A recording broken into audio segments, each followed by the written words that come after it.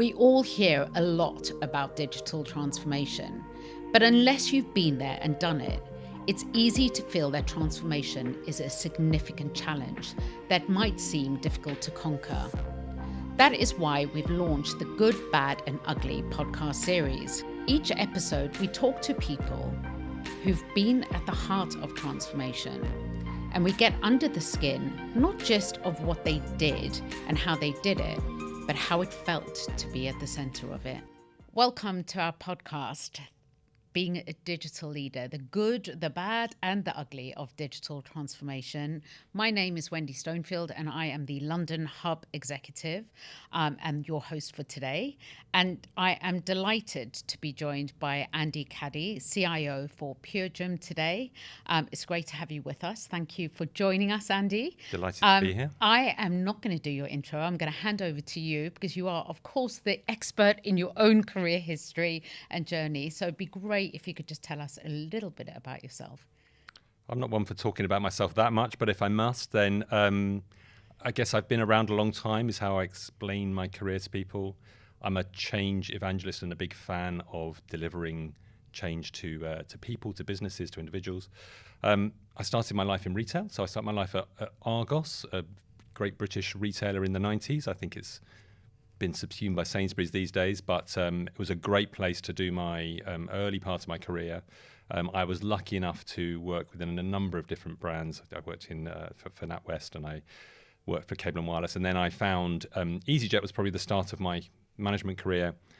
Fell in love with low cost at EasyJet, a fabulous company with a great culture. Stayed there for a while before getting into this fitness sector at Virgin Active.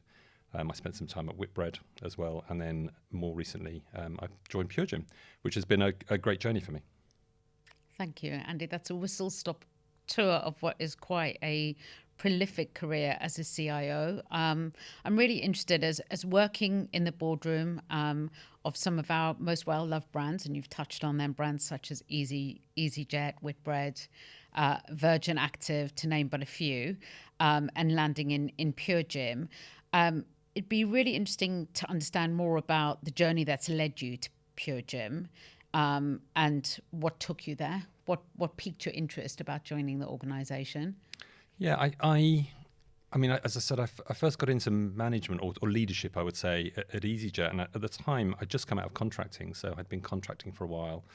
And I'd contracted because I wanted to see the world. I'd done my early career, as I said, in a retailer, and I thought I wanted to go out and see things. And actually, my contract career was 3 companies. I mean, I had this great image that it would be a few months here and a few months there. But if you're good and people like you, you stay. So I ended up having almost a permanent career. And when I came to EasyJet, I was a contractor, and I joined to help out in a particular project. But there was something about the culture of the place and the demands of low cost, which is a very different place. It's hard if you've never worked in it, but when you are quite constrained by what you've got and you've got a very clear path to value, so you're trying to deliver something that's very obvious, it's very compelling because it's almost a challenge. What can I do in the time with this money and these people? And EasyJet was great, and I spent a number of years there. When I went to Virgin Active, that was slightly different, but I liked the sector. The sector's really interesting because when your end product is making people fitter and healthier, that's a lovely place to be. And there are few sectors where you can have that sort of reward. So having the chance, when I left Whitbread, I had the chance to sort of look around and think about what I wanted to do. And it's something we'll touch on later, but I think be conscious about what you want to do in your career. It was the first time I really sat down. I thought, what would I really like to do? And I wrote a list of sort of attributes for what the job would be, and actually got myself into a number of different interviews and positions with very interesting companies. But actually, when I sat back, I thought these aren't really what I want to do, and was confident enough to wait. And along came PureGym, and here was a low-cost company with a great culture, doing fitness, launching globally. Doing things that were very interesting, both technically, but also from a company perspective. And I thought that sounds really interesting. It sounds like me. So and 18 months later, I'm delighted to be here. Brilliant. So real purpose at the heart of it, like at its core, in Absolutely. terms of making people healthier and that being important. I like the idea, the way you talk about low cost. It's very clean and concise, and there's real clarity around what you do and don't do as a business. And I'd imagine, like you talk about the culture there, how would you describe the culture? The cultures, it's nice being in a business where you're very connected with the product. I work in a company that delivers membership of gyms, essentially, to 2 million people in 6 countries. And we all know what that is and what that means. And if it's done well and people benefit from it, there's almost a good news story every day. We work closely with charities like Mind and the British Heart Foundation. And we believe strongly in things like that because we understand that people's lives can be turned around by a good practice in terms of fitness or wellness. So making that available to people, that's quite a passion for us. You know, fitness can be something, it's hard enough to get people off a sofa, but when they're going to pay 70, 80, 90 pounds a month for a gym membership, they won't do it. Yeah. So the challenge there is, can you provide a great quality product that people will be inspired to go to at a price that works for them, that's flexible enough? You know, that's the point of us. We're a cancel anytime subscription service. So join, and if your situation's changed, you move on, and that's fine. What we want to do is be at the heart of that for people, so that when they decide to join again, it's us they choose. That's a lovely place to be, and quite an opportunity. And I always say to people, I'm sure people in PureGym are bored of me saying it, when I was at EasyJet and I sat in Luton Airport looking out over a runway, and there was very little other places to go. You sat in an office and you couldn't go anywhere else, and you watched a plane take off every 2 minutes. You felt incredibly connected. You felt I had a part of that. You know, my team, or what we did, or the products we launched, made that happen. And I've always wanted to recreate that wherever I go. And PureGym is the first time I really managed to get that in place again. I have a vision of your office in a gym, Andy. We have a running track. That's close. It's cosmetic, but we have a running track in our office. Yeah, so it's somewhat close to what you do. That's really interesting, and it's particularly interesting as you're talking about low cost and in the context of running the office of the CIO and all that you bring to the organization, how that plays out within that business. Because I'm sure if people are being creative, there's a tendency to probably add cost and whistles and bells that aren't necessarily relevant, particularly when shiny new things come along in our world that might distract or take you off course. Is that a challenge for you? It's always a challenge. Yeah. I have this expression that I'm certainly trying to popularize in PureGym. Complexity is the enemy of low cost, right? So the moment you say, okay, let's be example, we have 3 bands of prices today: student, low cost, off-peak rather, and standard. And the moment you say, hey, let's add a 4th or a 5th, it starts to be, you know, then what does that mean for a single club membership or a multi-club membership? What does that mean for different hours of operation? All these things start to become, they multiply up, they square up, or even cube up. So you have to be really conscious about why you would do things. I like that about low cost. I like the fact that what you're trying to do at the end is trying to make this very simple and make it very easy and replicatable, so that you can provide this service at that price all over the place in the same way. That's really key. And you're right about in technology, we love to go off on a tangent. We love to go find something and do something clever. Trying to focus and harness that enthusiasm, but do it in a way that keeps the purpose, which is keeping things in a way that we can provide it at this price for everybody. That's the key. Yeah, I think it's really interesting, because I think your starting point is efficiency. Whereas in a lot of organizations, they're trying to retrospectively bake that in. Yeah, I don't think you can become low cost. I've had this argument at previous companies. It's really hard. If you don't start with that ethos, then it's very hard to get yourself there, and very few companies succeed in that. Mostly your culture has been baked in from the start, and it's almost impossible to unwind. Most companies that do something in low cost, airlines, hotels, whatever, they go and do it separately. They do it to the side, because they can do a startup culture, establish a new company, and that's what they do. You know, that's how they achieve low cost. Taking an oil tanker and deciding you're going to make a speedboat just does not work. Yeah, it's interesting, and probably not a conversation if the economy is booming and everything's going well in your sector. But if it's a more challenging economic climate, the need to push for the efficiencies there. But so some interesting discussions in that space to unpack.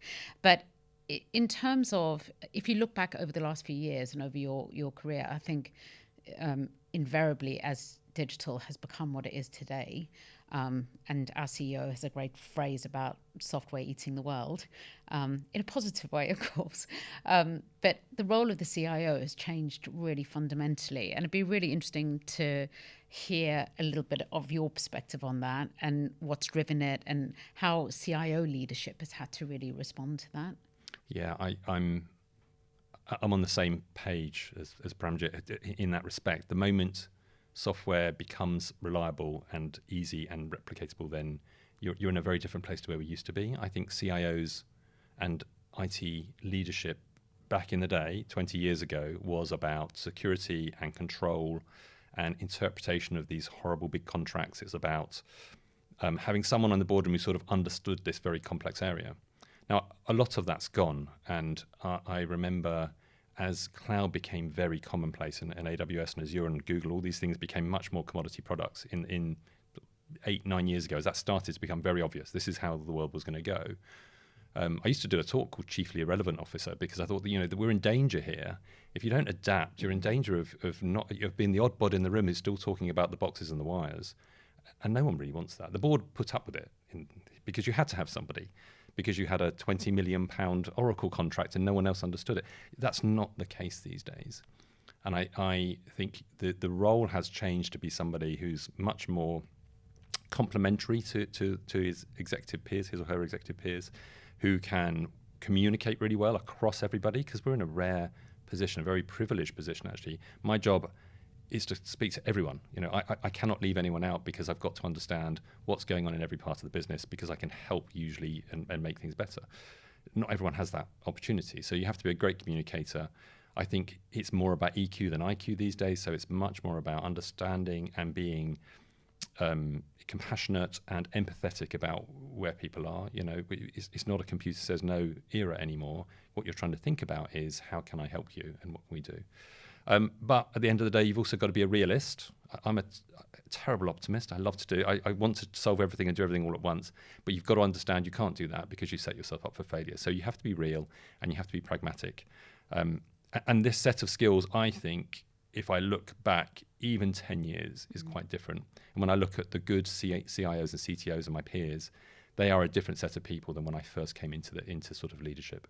Yeah, really interesting. And my almost 30 years of working in our space, I suppose often used to find myself caught between a CMO and a CIO. Yep. And it was often quite a scary place to be. Yeah. But so your point around really, often being the glue between the stakeholders in terms of you facilitating what they all need to happen to come together. Well, at the end of the day, you want them to talk to you, right? And if they think you're an obstruction because you're being controlling, they will find a way around you. You can't control everything anymore. People can go and buy off the shelf software and get up and running and do stuff without you, and they should be able to do that. And actually, I encourage that where we can. But of course, you want to know about it, and you want to look for opportunities to either use that again or link it with other things or create bigger value. And so, being the person they want to come and talk to and first, before that's where you want to be, and that's a very different skill. That's a very different. That's showing people the art of the possible, and that's being a great communicator. That's being transparent about stuff.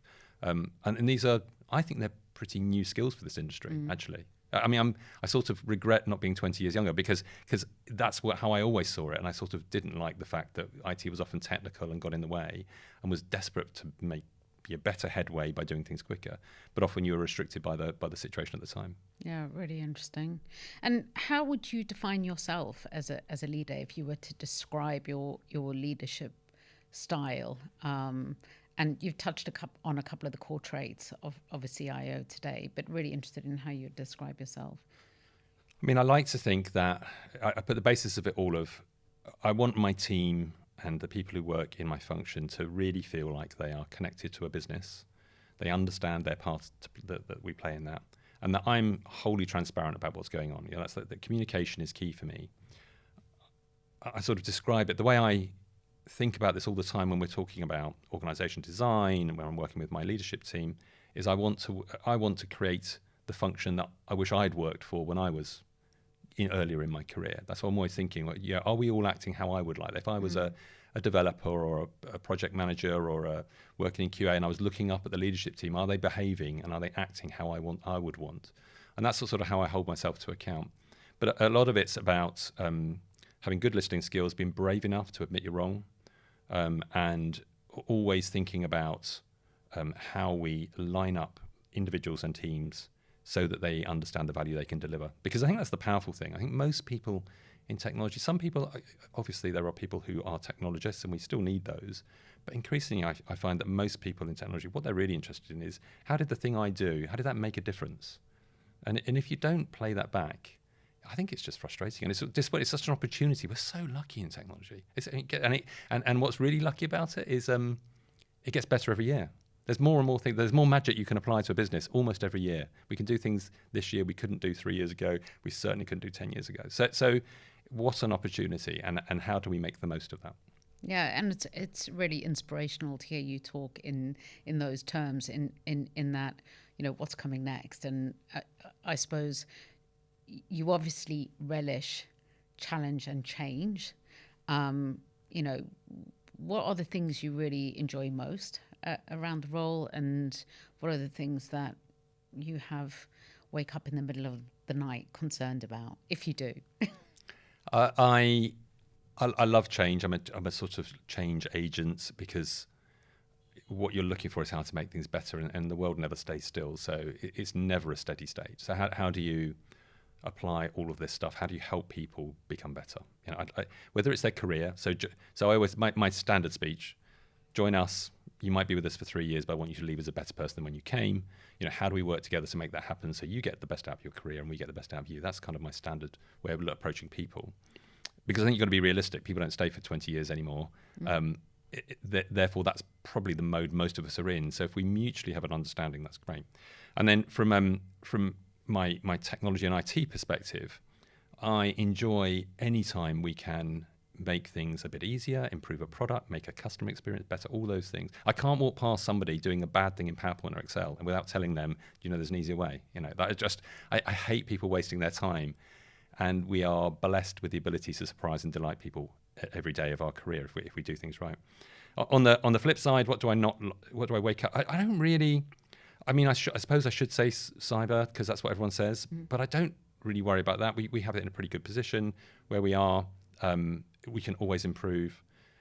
I hate the fact that has to be something we worry about. It's sort of, it's just an unfortunate byproduct of, if you create systems the way we do, or the way the industry does, bad people will find ways around them, and you have to protect against that. That's just insurance, right? And insurance is dull. So you just got to make sure that works. What worries me and what drives me is not being able to do enough. And we can never quite get everything done. That's how I feel about generally about the world we live in. There's probably 20 projects we could be running right now to make our business better. We can probably only do 5 of them. That is always frustrating for me. And as I said earlier, I'm an optimist, and so I have to surround myself with realists who keep me grounded to say, no, Andy, remember we said we can only do 5, let's not schedule 10, because I'm just desperate to make things happen and to make a better world for our employees and our teams and all the rest of it. So that's the stuff that if you like is the hard bit to handle, is when you're desperate to change things for the better, sometimes it's really hard to say, do you know what, this year we're going to have to leave that as it is, bad as it is. Yeah, and I'm really interested in your prioritization approach in that context, and particularly through, you talk really eloquently about being connected into other stakeholders. Ultimately you're delivering an experience to a customer, both when they walk into your gyms, but in terms of their interface with you through your digital channels. How do you prioritize based on the fact that you're never going to be able to do everything you want to, particularly I would assume in a business that has grown at immense pace and is really ambitious as well? Well, we're a commercial business, so we have to prioritize around how do we become a successful business. Now, if you do it right, success can come not just out of more money, which is a very basic metric, but out of pleasing members so they stay longer, as an example. And so that's about customer experience.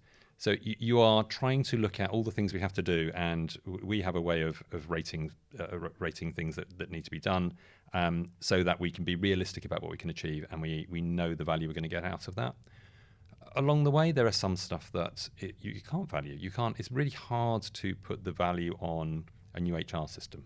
Really tough. There are some pound signs there in efficiency, but at the end of the day, there is a moment when it's the time to do stuff like that, because it's making it really hard for our teams. So we need to change it because we become inefficient, or it's a bad experience, or we're making every day difficult. So there's an element of common sense. We have a very sensible commercial prioritization process for most of our work. This is where coming back to simplicity and having a very clear model. If I think back to my days in Cable and Wireless or NatWest Bank, these are very big, complex businesses.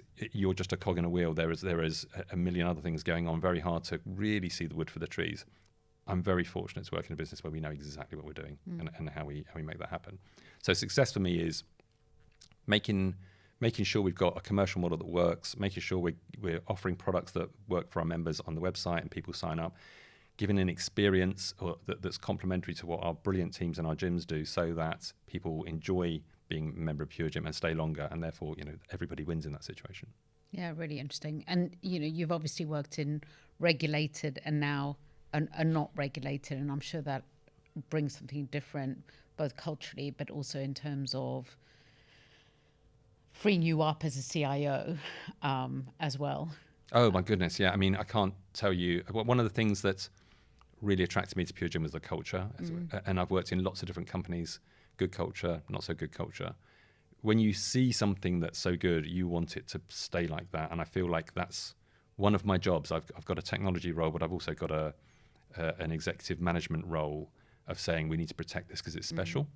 And most people who join us talk about it. We're very lucky. I think it's something about the fact we've got a large workforce out there delivering a great product, and that keeps you honest about what we do. Our management team is one of the best management teams I've worked with, and you don't want to upset the apple cart here of saying, let's make sure as we grow across countries, when it starts to become a bit more difficult about saying to people, we need to do things in a standard way, you may or may not be able to do what you want locally. How do you do that in a way that keeps the culture and keeps that feeling of togetherness? We have a value called shoulder to shoulder, and I've never seen values lived so well. I know Andy are pretty good at this, but PureGym very good at, and shoulder to shoulder, which is let's take on problems together. It means it's a very low politic environment. It's fabulous. I feel very privileged to be part of that. Well, it's interesting because that brings back to you talk about emotional intelligence. People really being able to admit when they've made mistakes, being vulnerable, the psychological safety aspect of being able to be shoulder to be shoulder to shoulder. Yeah, everyone should be able to fail once. It's one.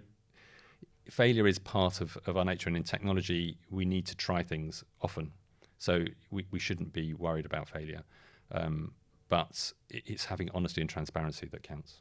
Yeah, great. And I was going to ask you, and it doesn't feel relevant given the conversation we've had, but you customer, whether it's employee experience, customer experience, those things seem very much at the core of what you do. Whereas I think some IT and tech functions have had to really work hard to bed down the customer within the context of what they do and give purpose and meaning in light of the customer. But that just feels like it isn't really a massive issue, been an issue for you. I think you still have to, always have to keep yourself focused. It's very easy. I'll give an example, which is we operate, our biggest region is clearly the UK. We're number one in the UK. And this week's our busiest week. We're in January, and it's the busiest week, and 100,000 people will join PureGym this week, which is great. The people around the business, and myself included, don't join every day. We don't go through the process of joining. And we sat down the other day and went, wow, our join process has got quite clunky. You just don't realise it because you work on it and you add things and you do, and actually when you view it through the eyes of a new member, you go, oh, we could do lots to improve this. But you have to remind yourself of that. So you have to keep yourself honest in those situations. we are lucky because I think when you're not very far from the coalface of delivery, and we try and get back to, I try and get our teams out to gyms. With, again, lucky we open a lot of gyms, so we can use the gyms as before they open to have team meetings and things like that, which is great. We go out and work with our operational colleagues, just go and have a look and see what's going on. You're lucky in that situation. Not everyone has that. Again, I've worked in companies where you're quite a few degrees away from that. But I think having a passion for that as a person, I can't stand going to a bad website. You know, I get frustrated because surely we've solved all the problems. You know, going through and choosing a product, selecting it and paying for it has been done a million times, and you still find websites where it doesn't work. And it just, I wonder about the developers, the engineers who've done that work. Have they not seen good? You know, it frustrates me. So I think maybe there's something in me as well that just doesn't accept bad experience. Your life's too short to be wasting time or struggling or going to. I went to my train ticket website just yesterday, and I was sort of frustrated at how many times it said to me, "Oh, you haven't put in your destination."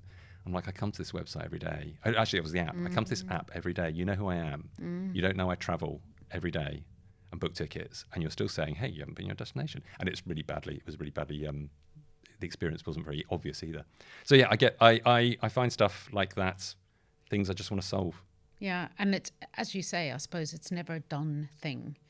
There's a need to constantly keep on top of it, and I think consumer behaviour consumers continue to demand more.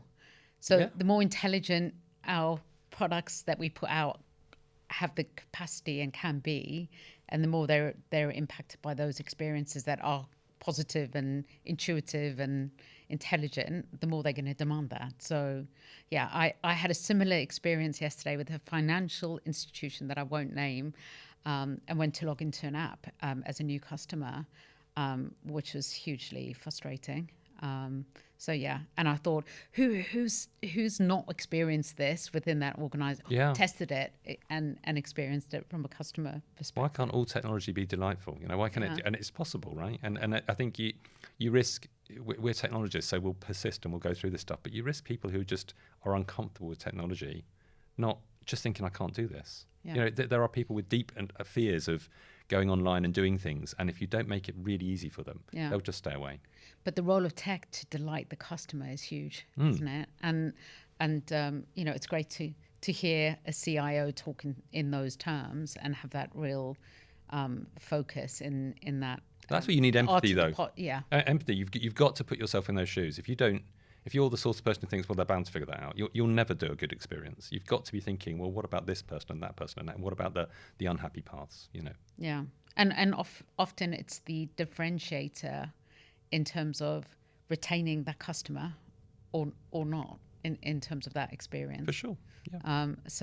Yeah. Really, really interesting.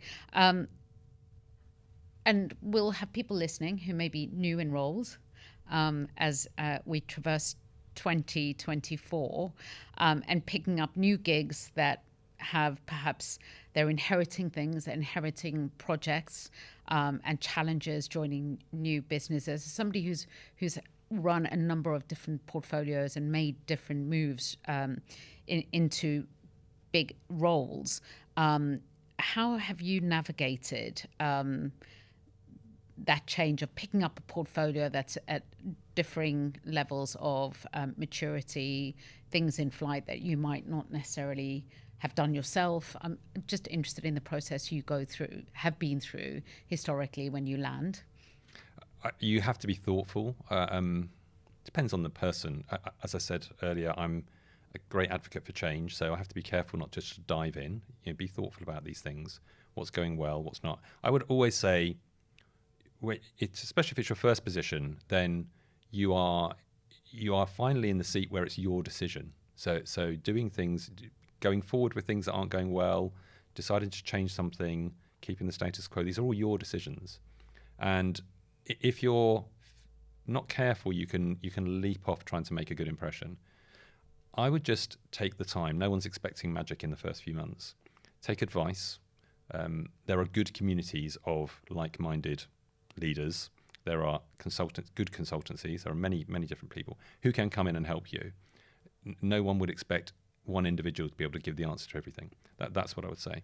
I've joined companies where when I joined Virgin Active, they were in the middle of writing a member management system, the core of the product, and it was all going very badly.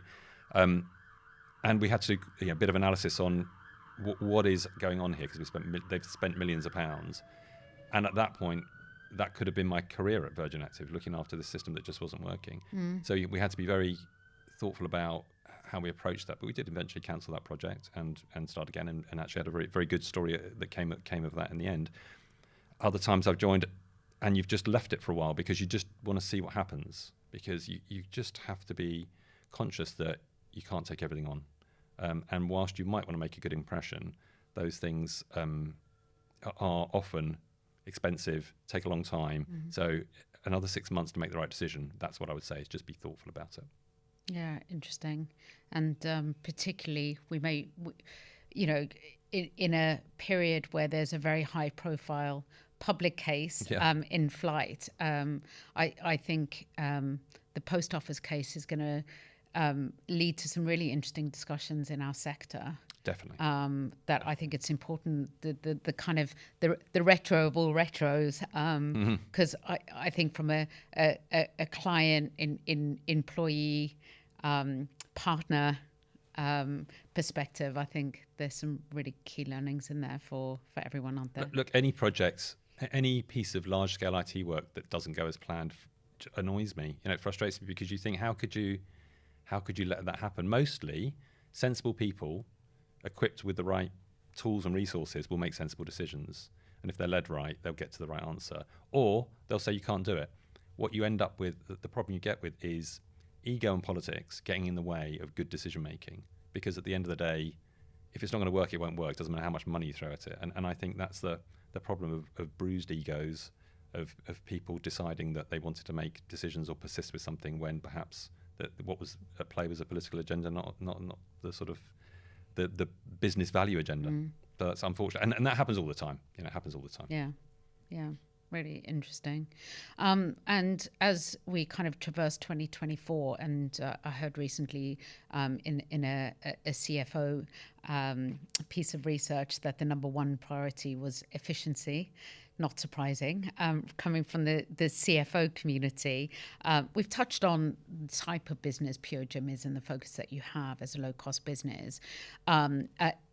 Driving costs down is often very much part of what most CIOs are tasked to do. I'm just really interested in how you manage this. Is that because of the type of business PureGym is, it's not really a consideration because that's BAU for you? Or is that something that is front of mind for you and a constant in your agenda? It always has to be front of mind. It shouldn't be your driver. It's not the only thing. You can't cost save your way to success. That doesn't happen. But it has to be in your blood. I can't stand waste. I can't stand looking at something and thinking that's twice the price it should be. But you have to, you've also got to balance it.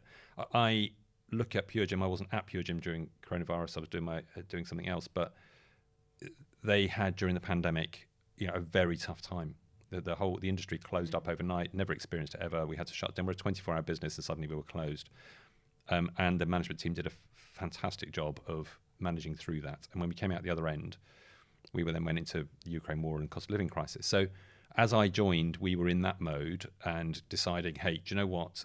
The way that we've addressed the business over the last 2 years during the pandemic, that needs to be the new normal. We need to really think about what we do, how we spend, how we manage. And I'm pleased that me coming on board, looking after technology in the same way, has brought some of that thinking into that space. So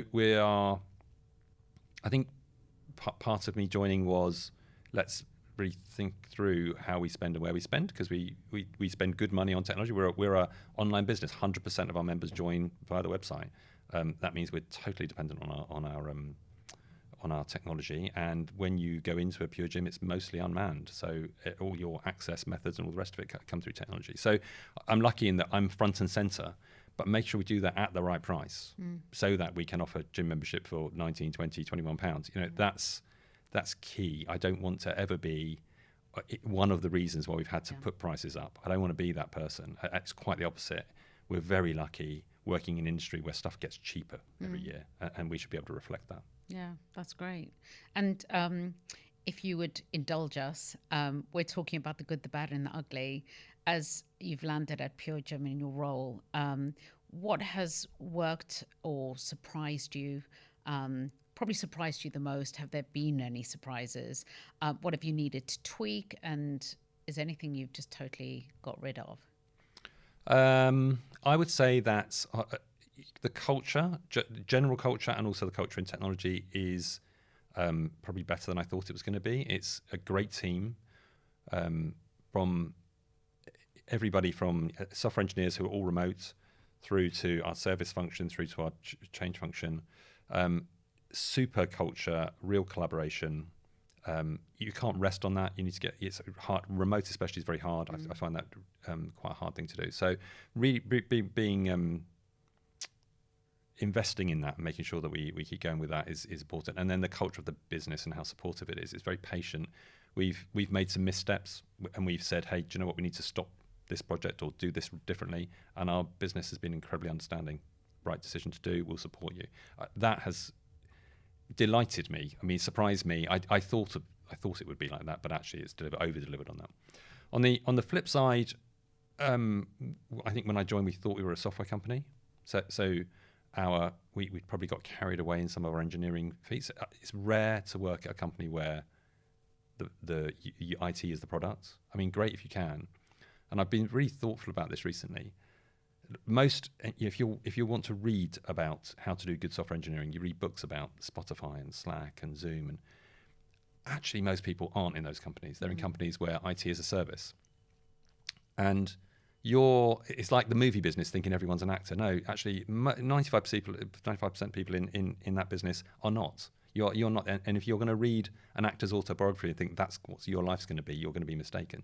So we have to be careful that software engineers don't end up thinking it's all about me and it's all about software engineering. They're incredibly important, but they are not the business. And we were in a position where it was all about waiting for IT to finish stuff before we could open a new thing or do a new thing in the business. And I don't want to be in that position. I want our business to proceed and execute as it needs to be, and we are there always delivering. So we've done a bit of change around that. Again, reconnecting. Very lucky we can connect our employees to the business very easily. And just reminding people this is what we're here to do. And we should be very proud of that. We're a successful British business that has grown now internationally. Those aren't often. We open 40 clubs a year. We open a club every 10 days. That's an astonishing thing. And to be part of that should be something everyone's proud of. Yeah, absolutely. We'll really appreciate you being open and sharing that with us. And I'm sure we'll have lots of aspiring CIOs listening to us. What would your advice be in terms of their career journey, the steps that they take, and how ultimately they can best pursue a career that follows the same kind of pathway that you have, or lands up in the same place that you've landed? Yeah, I mean, everyone's journey is different. I would say that the key is sort of curiosity. So be curious about the business, your business, other businesses. Understand really good examples of how technology is helping, because it might not just, where you are today might be very different at the next place. And you need to be able to talk eloquently and confidently about how technology can help. I would network highly. So I've mentored a few people, and one of the things I always say to people is get out there, talk to peers, get out and find friendly CIOs who'll give you a word of advice. Go to the dinners and the functions you get invited to once in a while, because you get a good chance to build a good network, because you never know when you're going to need that piece of advice. You never know when you're going to need something. And I would try and be multidisciplined. It's not to say you can't stay being a project manager all your life, you can't stay being an engineer all your life, but I think it's really helpful if you can see stuff from the other side. I was really lucky early in my career that I started as a developer, I moved into operations, I then moved back into software engineering, and then moved back into operations. They're, inevitably, and we can talk. I love DevOps, and we can talk all about how we do continuous delivery these days. But there's always an edge between a healthy tension between engineering and operations. There always will be. If you've served on both sides, it really helps. It really helps to make the operations team understand the difficulties the engineers go through and vice versa. So I think having some multidisciplinary experience, I was lucky enough to do architecture and project management and engineering. It's just helpful because you can see things through other people's eyes. Perspectives, yeah. I remember a recruiter saying, I was when I was chief architect at EasyJet for a while, and I was talking to someone about a role, and this recruiter said to me, "Oh, I've never seen a chief architect become a CIO." I said, "Really?" Brilliant. Yeah. I said, "Well, okay, I'd quite like that challenge." So Watch this. Yeah, just don't ever listen to that. You if you've got the ambition to do it and the interest and the curiosity, then it can be done. I think that's phenomenal advice. Thank you so much for sharing that, Andy. And you know us well as And Digital. We all have our And titles. Mine being Dachshund fanatic, because my world is ruled by Heidi, my miniature red Dachshund. What would your And title be? I'm a massive music fan, a sort of frustrated musician, I guess. So I'd probably go for that. Probably go for frustrated musician as my And title, because I wish I could. I play a little bit, but I wish I could play loads better.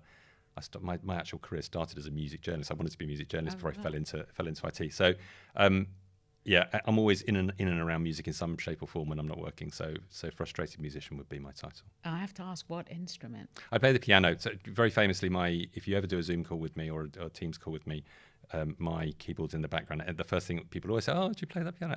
And yeah, that's what I do. Fantastic. Thank you so much for sharing that. Well, that's everything for this edition of The Good, the Bad and the Ugly of Digital Transformation. Thanks again to our guest, Andy. Thanks. It's been an absolute delight to chat.